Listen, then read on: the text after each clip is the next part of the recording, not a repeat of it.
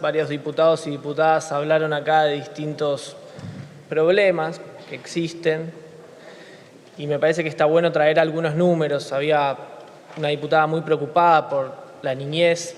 Mi compañera acá, Claudia Bernaza, le contestó muy bien. Yo quería recordar que en diciembre del 2019, 1 de cada 2 niños, niñas y adolescentes en este país estaba por debajo de la línea de la pobreza, resultado de 4 años de gobierno de Macri.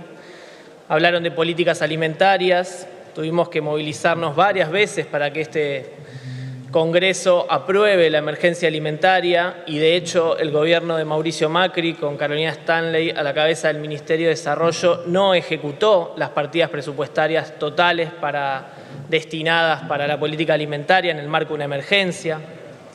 Hablan de educación y piden a gritos que vuelva a la escuela presencial.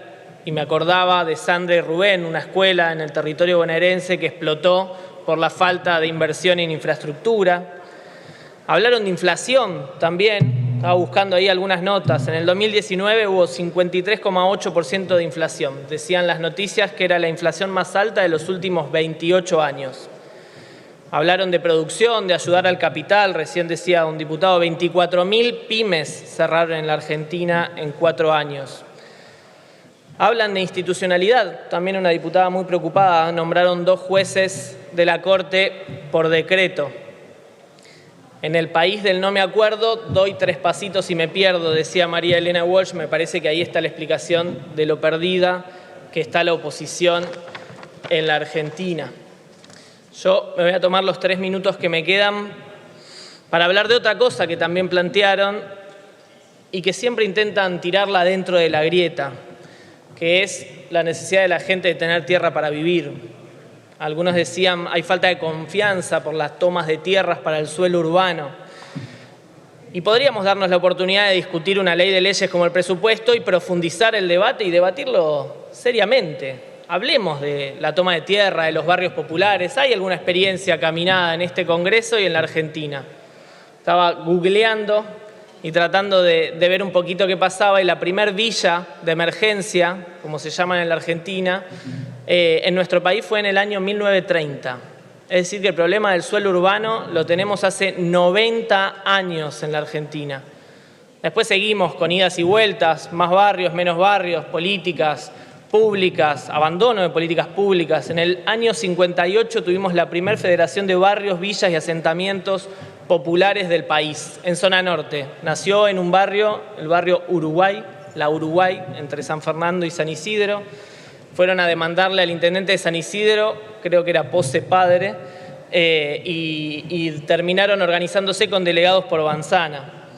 Después, en el 63, es la primera vez que son recibidos una federación de villas, barrios, planteando el problema de la urbanización y del acceso al suelo urbano por un presidente, que fue Ilía. En el 70 se dio el movimiento villero peronista. Así podríamos seguir. En los 90 el movimiento piquetero se hizo cargo de la educación, de la salud, de la alimentación, abandono y retracción del Estado. Y en los 2000 llegaron las organizaciones populares, las organizaciones sociales, como las llamamos ahora. Y nosotros aprendimos, nos organizamos, construimos nuestra propia experiencia. Trajimos a este Congreso y al gobierno anterior la propuesta de crear el RENAVAP, el Registro Nacional de Barrios Populares. Se hizo un censo, fuimos casa por casa y en este Congreso se votó una ley por unanimidad de creación de un fondo para la urbanización de barrios populares. Censamos 4.416 barrios populares. Casi 4 millones de personas viven en los barrios populares en Argentina. Inclusive conseguimos datos también, que están buenos ponerlos arriba de la mesa. El 93% de la gente en los barrios populares no tiene agua corriente. El 70% no tiene tendido eléctrico o son irregulares. El 98% no tiene cloacas. Y el 99%, por supuesto, no tiene gas corriente. Hubo también distintas políticas de Estado para abordar el problema de los barrios populares y la toma de tierras. Yo diría que son 3. La represiva, Cacciatore, ¿se acuerdan? Todavía cuando uno va a los barrios de acá de la ciudad, alguna vecina te cuenta de las topadoras de Cacciatore y la idea de la política de la erradicación de villas para el Mundial 78, que daban 3 casillas en la Villa 31. Y eso fue una política de Estado, no solo Cacciatore, Onganía. Algunos la proponen ahora. Algunos diputados de esta Cámara se han paseado por la toma de Guernica pidiendo represión y desalojo. La política focalizada del Banco Mundial, bien de los 90, ¿no? Con la idea de que la culpa del problema de urbanización es de la gente, que no trabaja o que no tiene ganas de vivir bien o que no tiene ganas de tener servicios básicos, entonces se daban préstamos. Y después la política que tuvo el peronismo, los gobiernos nacionales y populares, el gobierno de Perón, planes de viviendas masivos, acceso al crédito para la vivienda, congelamiento de alquileres. Como políticas públicas generales, el gobierno de Cristina y de Néstor construyeron muchísimas viviendas. Sin duda la política represiva y la focalizada no funcionaron y sin duda la nuestra tampoco alcanzó. Entonces está bueno que nosotros podamos discutir en este presupuesto qué es lo que pasa o que podamos discutir a partir de este problema realmente qué vamos a hacer con los barrios populares. Algunos tiran el problema en la grieta y dicen, bueno, ahora hay más tomas, ¿qué están haciendo? Y la verdad que eso es mentira, porque otros datos que nosotros concluimos también a partir del análisis que hicimos con el RENAVAP es que hay 2 tomas o 2 barrios nuevos, para decirlo, porque es la única manera de que se crean barrios y que se acceda al suelo en la Argentina, por semana. Hay 8 por mes. Y eso no es en el último mes. Eso no es en los últimos 10 meses. Eso es en los últimos 40 años. Esos son los últimos 20 años también. Y tenemos cuadritos. Recién un diputado mostraba cuadritos y cuadritos. Desde el 2000 empezaron a bajar, pero antes subieron y subieron y subieron. ¿Y qué queremos hacer nosotros? ¿O qué decíamos que hicimos? Nosotros vinimos acá a las organizaciones sociales, propusimos el registro, hicimos el relevamiento, trajimos los datos, podemos pensar política pública a partir de eso, logramos convencer a todas las bancadas y por unanimidad se sancionó el RENAVAP y se creó el Fondo de Integración Sociourbana. En el 2018, ¿qué hay que hacer después de eso? Ponerle plata, porque si no, ¿cómo integrás?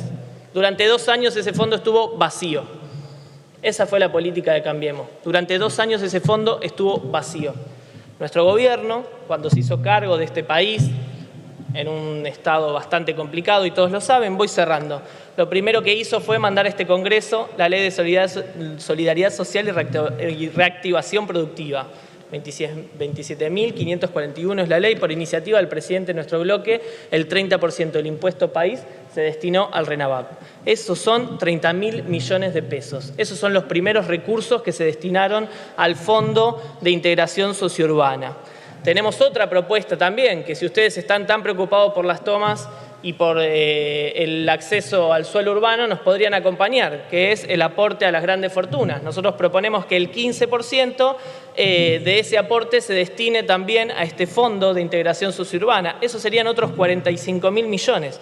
Pero además, en este presupuesto, el que estamos discutiendo hoy, además de 6.000 millones puntuales para la Secretaría de Integración Sociourbana, nuestro ministro de Obras Públicas de la Nación, el compañero Cato Podis, un gran ministro que durante 3 meses construyó 12 hospitales, y nadie lo dijo acá, nobleza obliga, me parece, destinó una serie de recursos y lo estamos discutiendo, 103.000 para vialidad, 75.000 millones, ¿no? Estamos hablando para AISA, 69.000 en obras ferroviarias, Procrear 63.000, 42.000 energía, ENOSA 30.000, ya estoy terminando, 416.000 millones de pesos para políticas de integración sociourbana en el presupuesto general de la Nación. El presupuesto que nosotros invertimos y que en vez de poner más plata para deuda, pusimos más plata para obras públicas, para trabajo y para producción. Nuestra política, la de este gobierno, la del Frente de Todos, la de Alberto y la de Cristina, es que los números y las políticas cierren, como decía Néstor, con la gente adentro. Muchas gracias.